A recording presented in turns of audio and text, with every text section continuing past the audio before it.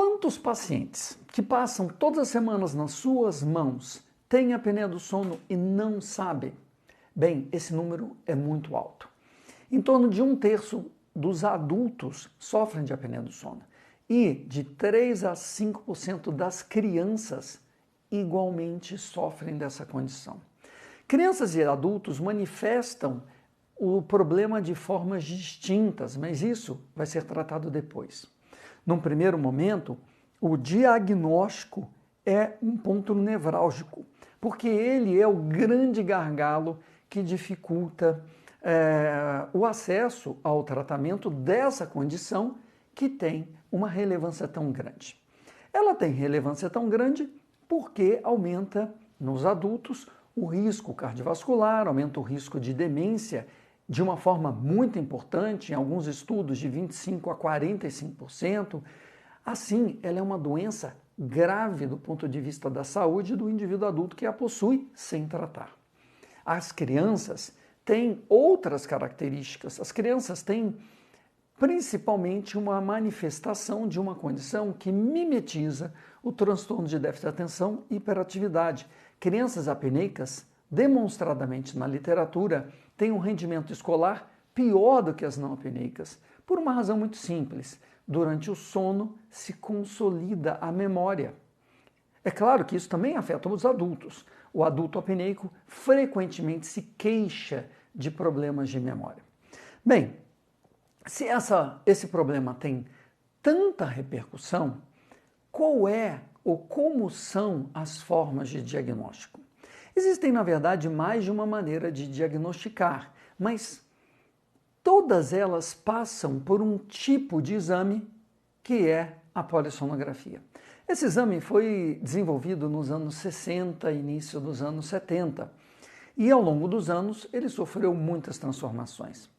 Ele saiu de um exame que era exclusivamente realizado em uma clínica do sono, com fios e uma noite desconfortável de ser dormida, para um exame que é feito de forma domiciliar, em grande parte das vezes apenas com um sensor no dedo, uma coisa muito confortável, um sensor que se liga a um celular e um celular que se liga a uma central que emite o laudo. Essa mudança de facilidade de diagnóstico, ela trouxe inúmeras vantagens. Essa mudança não descarta a necessidade daquele exame feito numa clínica do sono que é denominado de polissonografia do tipo 1.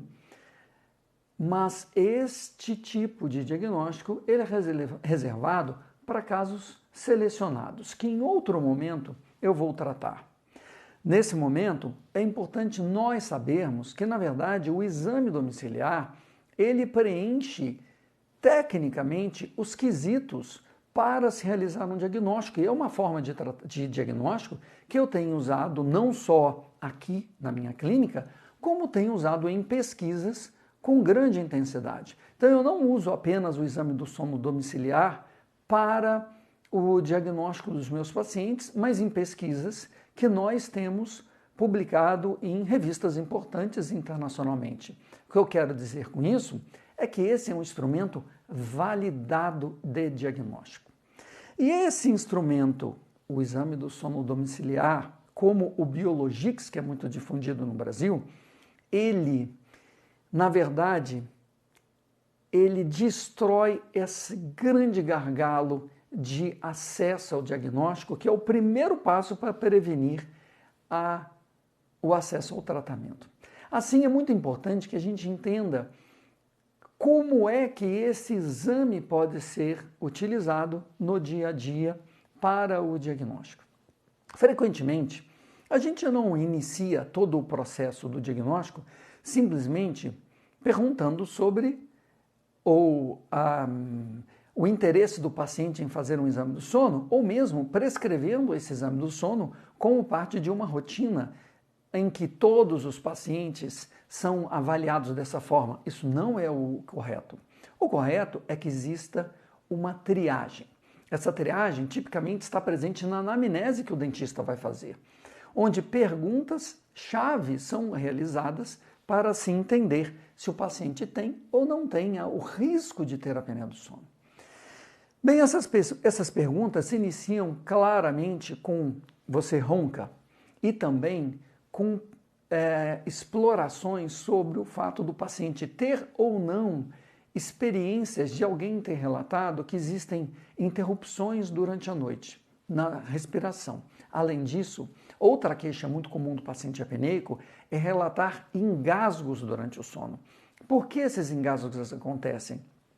Porque o indivíduo tem a obstrução, a apneia do sono, e, obviamente, o diafragma continua contraindo, existe uma pressão negativa na via aérea, e quando a desobstrução se faz em virtude de um microdespertar que reestabelece a perviedade da via aérea, aquela secreção acumulada na via aérea, ela é aspirada para o pulmão e faz com que o paciente tenha um engasgo no meio da noite de uma maneira que para o paciente geralmente é surpreendente. Por que eu estou engasgando no meio da noite se eu não estou comendo nada?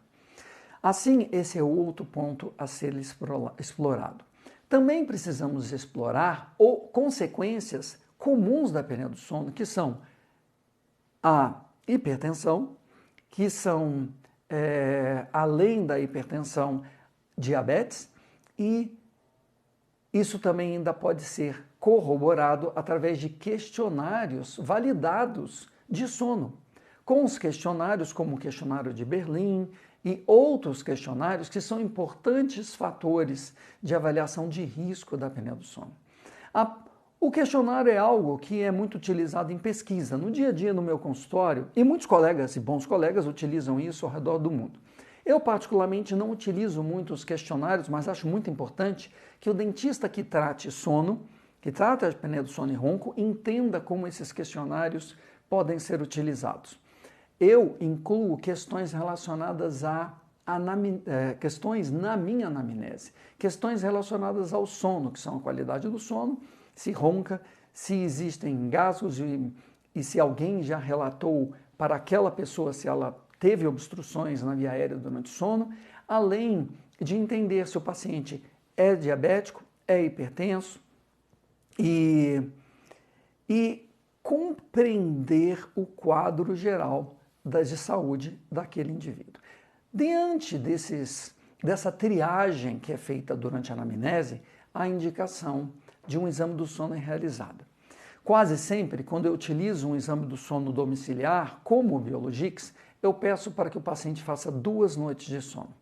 Existem estudos que mostram que mais de uma noite de sono, de registro polissonográfico, seria o melhor dos mundos em qualquer cenário.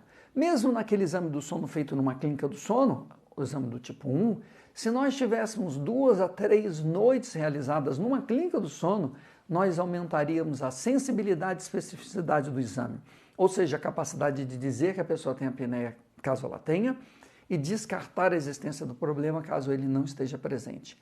Então, a repetição do exame é um elemento que, demonstradamente na literatura, auxilia. No caso do exame do sono domiciliar, a repetição por mais de uma noite traz mais confiabilidade para o exame, por uma razão em especial.